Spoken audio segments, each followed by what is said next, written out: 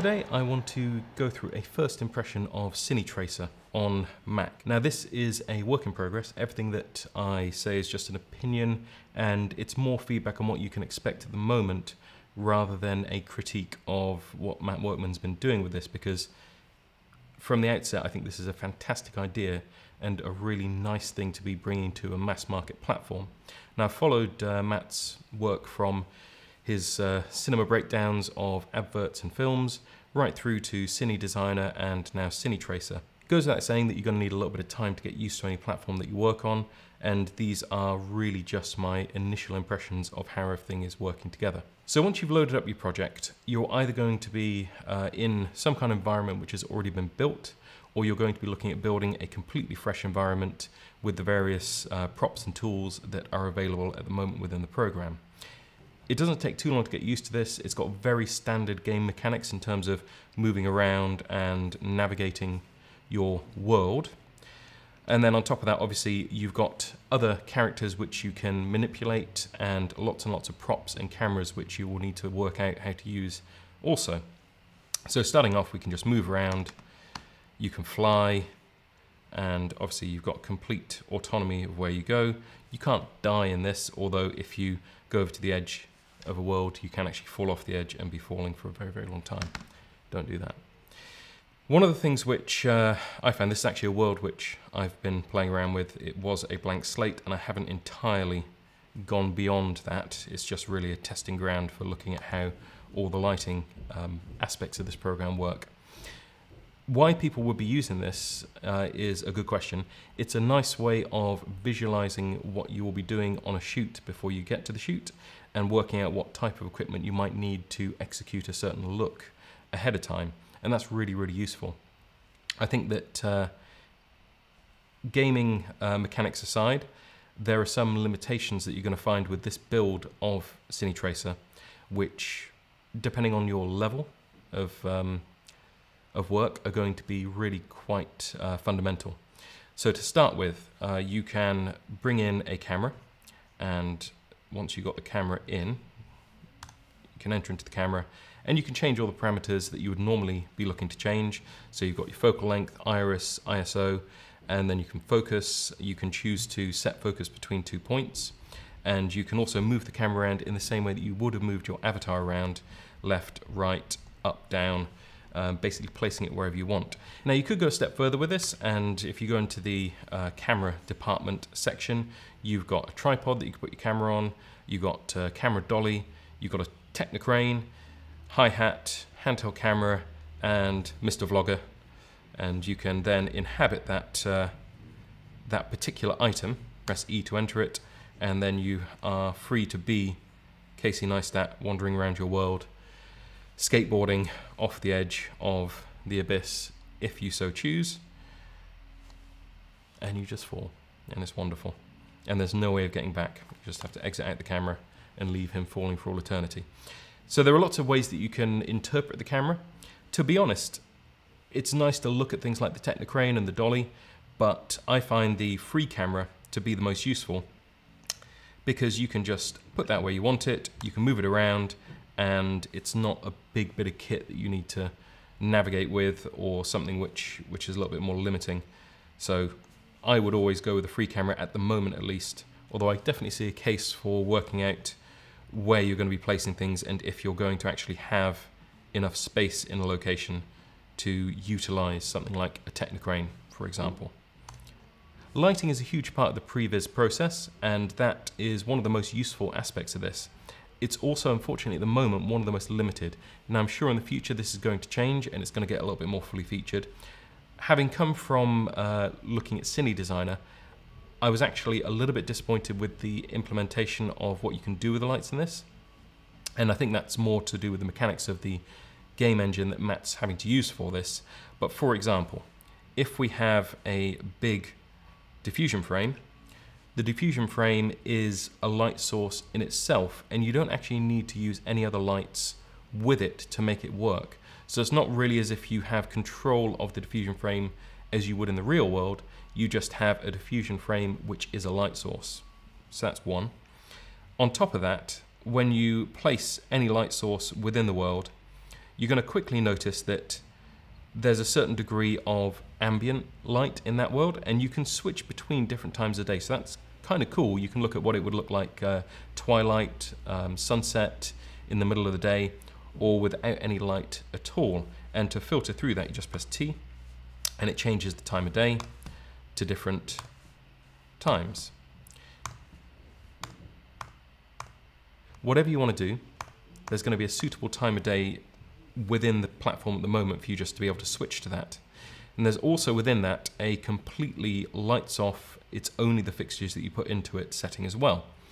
I find that the most useful because there's actually a really weird limitation here. I built a house, I've put a load of black solids on the inside in frames, and if I just navigate out of my character so I can pass through the walls, just here, I'm now inside the house, and I'm going to bring my character back, and you can see that I actually have no lighting fixtures in this space at all. I put black solids over all of the windows, and yet the game still has a certain ambient light level. And that's a problem, because it means that if you're setting up an interior location shoot, there is a base level of ambience that you just cannot get rid of. The only way to get around it at the moment that I've seen, and I'm happy to be proven wrong on this, would be to set it to completely dark and then add in a source outside to emulate the sun, which you can then balance out versus the interior lighting that you're going to be setting up for the shoot. If you go with any of the other times of day, it will bring that style of lighting into the location that you're setting up, regardless of windows or anything else. So it's not as if it acts like real sunlight or real skylight ambience at that point. It is just everywhere. Just going to navigate out and get out of that house. There are real limitations to interiors, and it doesn't just stop with the time of day that you pick. We go back over to this little location that I've set up just here. It's kind of hard to see, and I'm going to take it through to our completely dark setup again. So I've got my black solid right next to my talent just here, and one of the biggest problems that I've found is that nothing returns off any of the surfaces.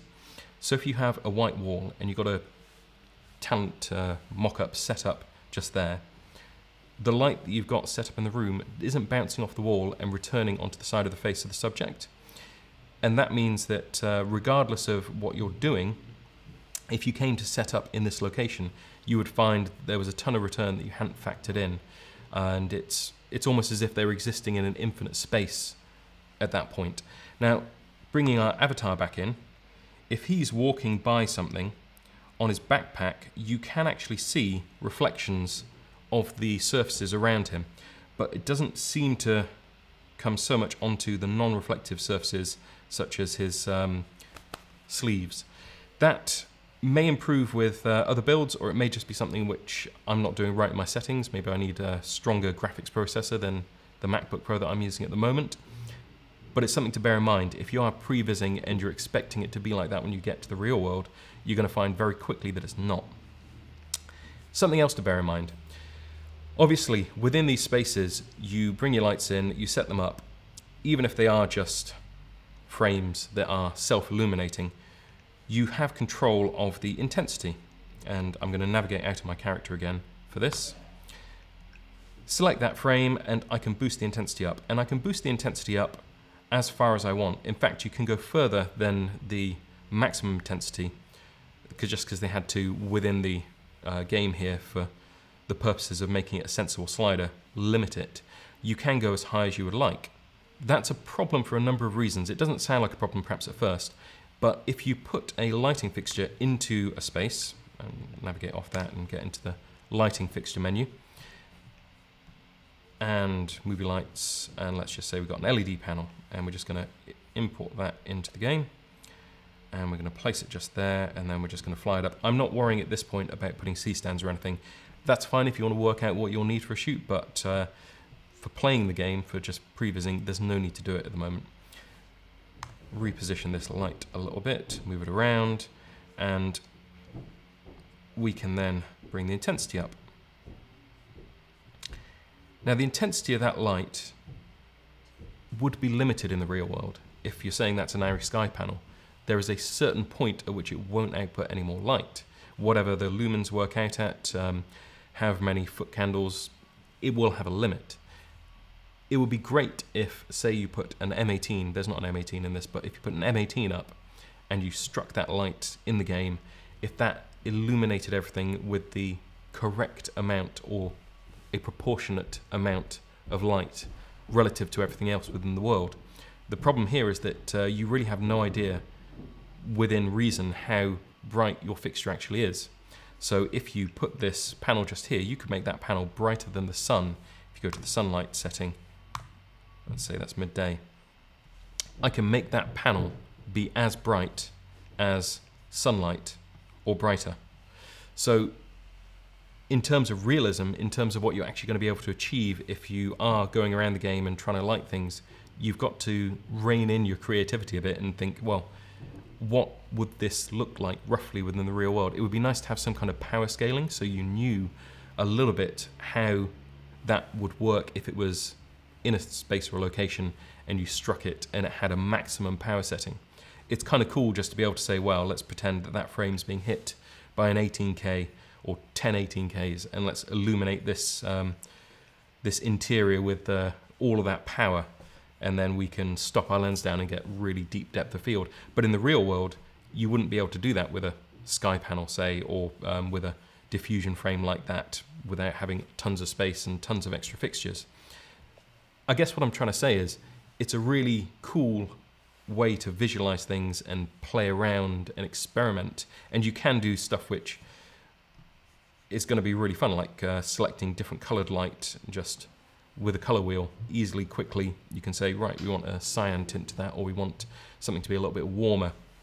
Around the back just here, I've set up a frame, and I'll navigate through to the nighttime all off setting for this. Set up a frame, and that's mimicking kind of a street lamp out there. So we've got the actual spotlight fixture over here. That's like a source 4. And then you've got a 12 by frame just there. They're both slightly orange. And then, well, I've just messed around with the color completely in here, but we can bring that back to the center, accept and close, and then bring the intensity down a little bit. Likewise with that one, let's turn that one off altogether. And you can really easily, quickly make that into something, and then go back into your camera, take a look at how it's actually playing out on your lens, get the focus, let's see, pick focus on that, and then yeah, you have a good idea of, well, we've got a car outside, we're focused on these two, we've got a street lamp hitting them a little bit on the side, giving them a bit of a rim light, and then we've got some ambient fill, let's exit out of that, coming from this big 12 by frame just here.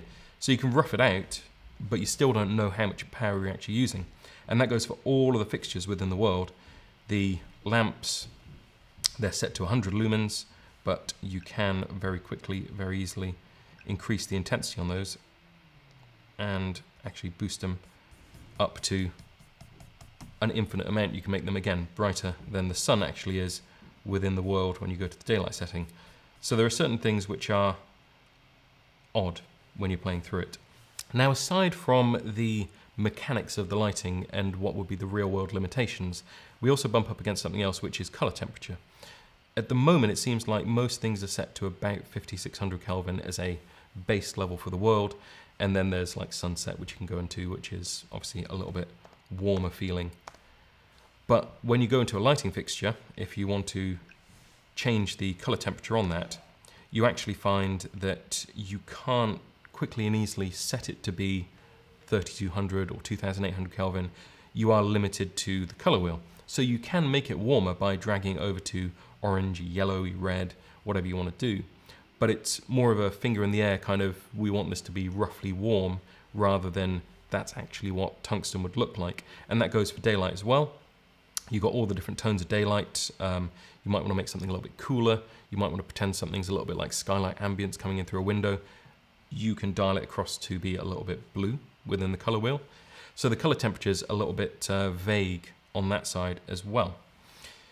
Now we're actually going to exit out of my world and have a look at a couple of the worlds which Matt has built already. Let's go into single player, load a project. It doesn't really matter which avatar you choose. So we're going to load up one of the ready-made maps which Matt has prepared. And it's important to look through these and check out what kind of lighting they've got. So some of them have dynamic lighting, which you're able to switch. Others have fixed lighting, which has been set by Matt to be a certain way. And that probably has afforded him the ability to do certain things like have shafts of light or have things a little bit more detailed rather than the dynamic lighting, which is obviously going to require quite a lot more computing power, and everything needs to be reasonable for you to be able to actually manipulate it. So let's go to the subway, which has dynamic lighting, and set this project path, test 1. Okay, so we can walk around our world, we can change the time of day, we can go to completely blacked out, and the blackout in this particular setting is obviously going to have these practical sources in that are around the city, and that looks kind of cool. And then we could just say, oh, we want to put a camera up, so we'll just drop that camera in and place that just there, and then we can get in some lighting. I'm going to go with a big 12 by frame. We'll just plop that there and then fly it up into the air a little bit, and we're just going to spin it around.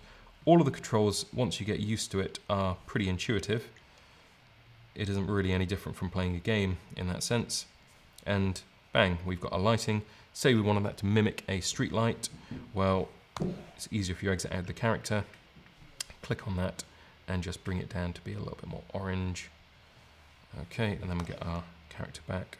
That's a little bit red. He's in the red light district. Didn't intend to do that, but he's just wandered into it. And then we can bring in a character, just again, go into your departments. So once you've had a bit of a chance to Josh, wouldn't want to meet Josh in the dark alleyway, there we go. And you can manipulate them, move all of their limbs around. I'm not going to go through it now, that is fairly straightforward. You don't really have to take that much time to work out how you would do that. Let's bring the camera back in. The focal lengths are limited at the moment to what we might deem standard. So you've got an 85, you've got a 50, you've got a 35, and lots of other standard focal lengths. We actually have some lenses which are 75mm. So there are things that you won't be able to replicate perfectly at the moment. And yeah, you just kind of have to live with that. So we're on an 85. So you can see in the background, we've got all the practical sources for the city, and that's going to play in the camera. It's not necessarily going to do anything for our Josh character. So at the moment, with the way that the game is, if we put a character in, let's have Joe. We put Joe just here by that doorway, and we move and we have a look at Joe. Ooh, going down the subway there. That's what happens when you turn out all the lights, you don't know where you're going. Joe is standing next to an illuminated shop window just here, but no light is falling on him at all, and that's because this is just ambience within the world. It isn't going to do anything. So there are a lot of things which you're going to find you can't actually use, and you'd have to put in another light to simulate what that would be doing. But I think with the pre-built cityscapes and different locations that Matt's put into this, it's not actually relevant really. I find this more useful if you're going to be looking at how you would light a space with a couple of lights coming through a window, where you can roughly mock out where those are going to be coming, what kind of stands you're going to need, how high it's going to need to be, work out your angles, work out how you're going to get all those beams lined up. And indeed, if I exit out and go back into the project which I was working on before, you're going to see that you can, at certain times of day, add in haze onto the lighting as well. So you walk around the corner, you look at this, you see there's haze on the light, you can remove it by pressing 4, and you can bring that back in. It's lamp specific, so you would need to go around and turn it off if we bought another source 4 in.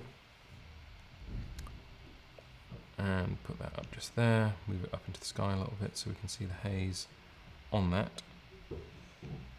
Yeah, that has its own haze. You can just see actually the angle isn't great on that. Let's see if I can make it more obvious.